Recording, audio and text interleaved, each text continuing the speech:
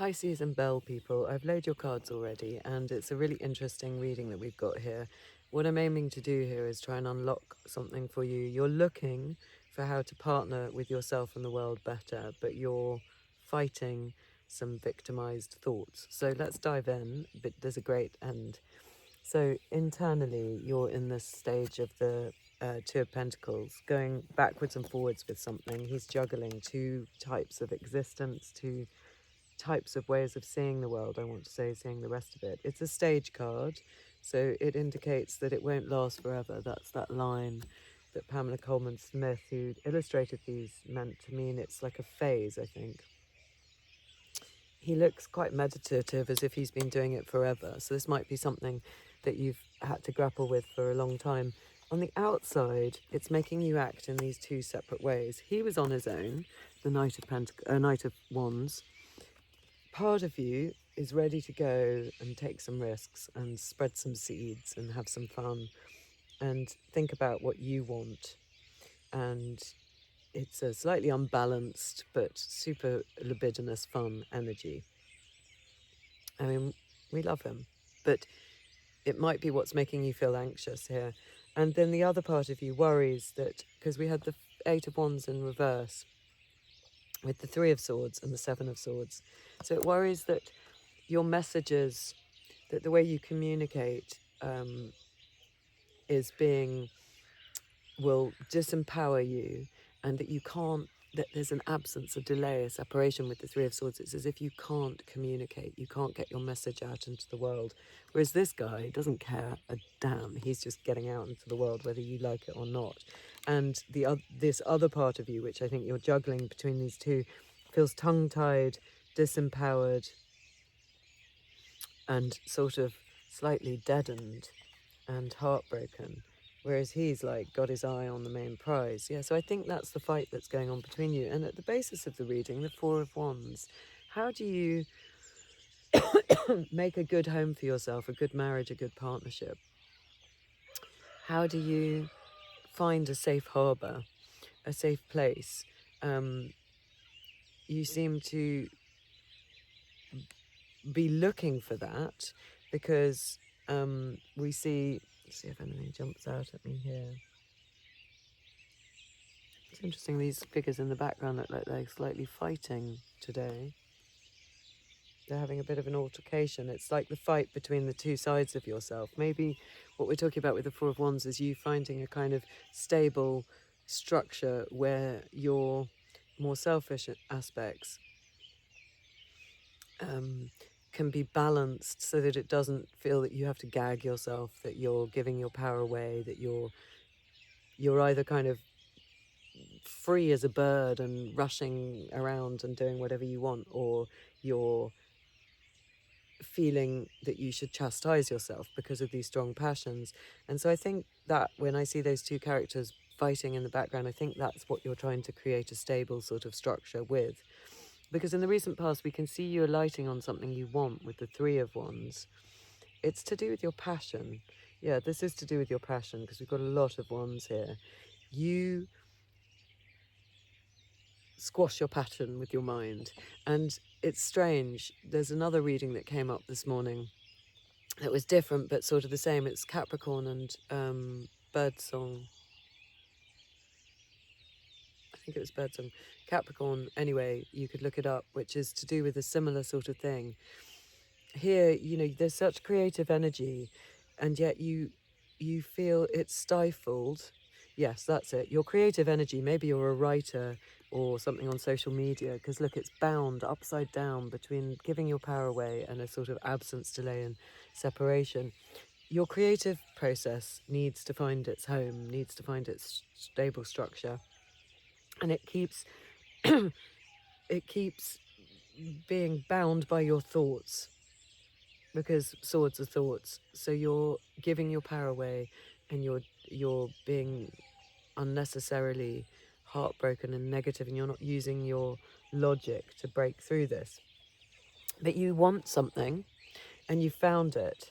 You're looking at those ships, and you've alighted on something. I can also see like the kind of racing car stripe on his bread robe, indicating sort of what something that you want with a great passion, and it's sort of fast and furious, and sort of maybe you feel that what you want is too trivial or selfish. There's a sort of sense of chastising yourself.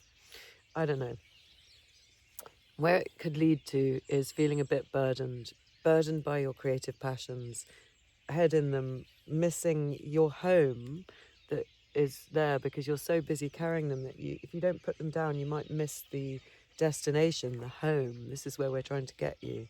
So you feel almost that not only does your mind lock you out of a safe community, a safe home, a safe place to express yourself, but so does your passion, because it's either all consuming, like the Knight of Wands and like this, a bit addictive, a bit sort of workaholic, obsessional, or you're just stopping yourself dead. And in the near future, we see the moon worrying about this. Not being able to get these two parts, the wild dog and the wild wolf or fox, and the tame dog, to cooperate together. They don't look at odds, they're just on either side of the path, and they're not looking at each other. They're looking at the moon. If they kind of cooperated, maybe they could get into that path, maybe they could help the crayfish out. And your attitude is this, the Five of Swords. Don't worry, this is leading to somewhere good. It's so interesting. And we'll cap it anyway. But your attitude is, again, a stage card, that you feel as if what you want to fight for, you win, and then somehow it hurts you. It's like a Pyrrhic victory. It's like feeling if you win, nobody's going to be happy and you'll be left out, and these characters will turn their back on you and you won't feel as satisfied as you want to feel. Or if you let them win, you will feel awful. It's sort of an unresolved battle that is what we very clearly see going on with you. And your environment, you're sort of resting after one of these battles. You're trying to make sense of it. It's a 4, like the 4 in your base, and it's a healthy, you're resting in this space of the 3 of Wands, where you've alighted on something, the 4 of Wands, where you know that you need to build something stable, and now you're sort of considering it in the 4 of Swords. You're trying to get everything aligned somewhat so that you can achieve this. Let's see in this set of cards what jumps out to me here. Yeah, rather than Jesus, I see sort of Mary and someone with a little, in the stained glass window, or a female saint or divine figure, and someone looks like they've got like a little bag that could almost be like a guitar or a mandolin or something around them, and the stained glass window of healing. So maybe you're a musician. I don't know if that resonates with anyone. And in your hopes and fears, you do not want to stay in this self-victimized position. What we say about the 8 of Swords is that she could easily unbind these ties and take off her eye mask and get herself either to that castle, if that's what she wants to do, or away from it. So you really know that you're doing this, but where it's leading is exactly where we would like to see you. So the only other pentacle other than the juggling of the reality and in your inner world, we suddenly see you getting to a stable position of actuality, where you've actually made some money, where you're actually safe, where you're a good custodian, where you won't be chastising people, or you won't be chastising your wilder self. He's a balanced figure because you won't be acting out. I keep thinking of, those times when you suppress and you suppress and you suppress, and then some behavior bursts out. When you're in more balance, like with this character, when everything's looked after, it's much more resplendent. So I think that's wonderful. I mean, I love that finally comes in for you. And this battle is worth having. You are learning to balance the two sides. So we're going to get a little comment from the Enchanted Forest Tarot. That one. 9 of Challenges. So it's interesting. Why is he coming?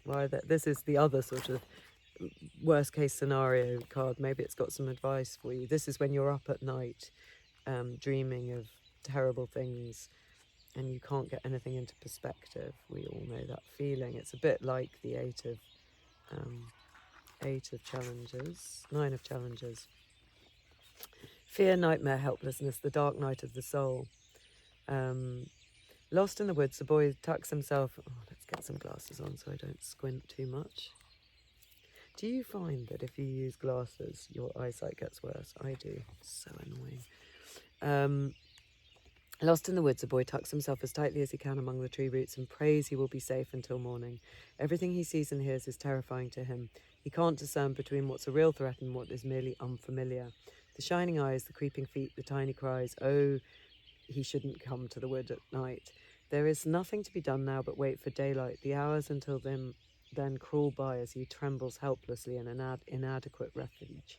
This card isn't really about danger, it's about fear. It's about the middle of the night terrors, when you are helpless to do anything but worry. At such vulnerable times, your fears can start to multiply faster than you can swat them away. The scariest thing in the night forest is the inability to move safely, not knowing what's nearby. You may be feeling fearful because you're unprepared and ill-equipped to handle your challenges. Face reality during the day so that you don't need to flee from it at night. So it's sort of making me think of the moon card. Try to think about this issue as you're healing it in the daytime, when you can actually see what's going on. Don't grope about blindly, because a lot of what you're worrying about with your passions will not be true. So you need to sort of be disciplined about when you think about this. Never think about your problems at night, in my experience. And be clear, write a list, ask for some help, get some therapy, talk to a best friend, balance it in a sort of responsible King of Pentacles type way. And then we're going to have one card from the Shining Tribe Tarot, which is Rachel Pollock's. So it is a tarot deck, and it also has 4 extra cards, and the one that we've got is one of those, and it's called Saint Teresa, and it's on the front of her book. So that's interesting. I've got 2 pairs of glasses. One is super magnified, and the other is, and I'm putting the super, which I look at little details in the cards for, and the other is my reading. But anyway, these will do. Saint Teresa. I love that image. Like the 2 cards described just above, this picture was inspired by markings found on rocks along the side of the road. Here we see a bird whose chest is pierced by 3 beams of light, while another beam goes down into its open mouth as if it's eagerly drinking up light and opens its heart to the overwhelming power of spirit, which, in the suit of birds, can be experienced as an enlightenment or an act of prophecy. The image of the rock made me think of Bernini's great statue, The Ecstasy of Saint Teresa, in which an angel pierces the saint's heart with an arrow. This card, therefore, is about allowing ourselves to be touched by something overwhelming. It's interesting because I was thinking, how have you got to this epiphany where suddenly you're in the King of Pentacles? And this is my answer. I think you've got there through a sort of divine moment of inspiration. Some people feel depressed for years and years and years, and they wake up one day and think, I don't have to anymore. It's, sadly, it's not everyone, but it can be that simple. So I think allow that side. Those 2 wanted to jump out. Allow that side that is in that position of sort of moony worry to... What are you saying here, cards? Is that what's happening? Are they just going to get in a moment of epiphany where they suddenly can balance these 2 things? Yeah, balance, the card of reciprocity. Yeah, I think that's it saying yes. It's saying this is nonsense. I mean, not that the moon is nonsense, and you can learn lessons when you're feeling all tied up. But, however, I don't see how you're getting there other than just taking off that blindfold, getting out of the night, as we'd said, and then getting into this position where you're given, you know, like the merchant in the Six of Pentacles gives a very generous gift. Yeah, that's what it is. You're being given a generous gift of insight. Take it. When this comes, I think there's going to be some moment where you just put down the fight between the two sides of yourself and you allow yourself to be truly passionate, but in a sustainable way. And yeah, what have we got here? So the Two of Pentacles then gives way, yeah, to the two of to knowing, to starting to look at what you want for your new start. And then the King of Cups, who can be very emotional, but he is also Pisces, so it's you being your most you. Don't chastise yourself for being over emotional. Enjoy it. Maybe you've always been told you're a bit much, a bit too emotional, and that has started to make you sort of squash your more passionate emotional sides. That's it. The moon's turned up twice. It's sort of saying there's a genius in your moon, in your, you know, this is the card of the poet. This is the card of understanding that allows great works of art. If we won't delve, if we won't do that Piscean thing of delving right down there, then we won't ever know anything. And so it's saying, understand that it's actually an incredible gift. It is your secret weapon, this Ace of Wands. And being emotional, he's still in charge. He's still a great loving force, and he is on a platform, and even if it can be a lot, he's the kind of amazing poet, artist, character with those words that we saw upside down in your attitude now, released again, because you're accepting that you're actually rather wonderful, being in touch with all of that. Thank you for stopping by. See you again.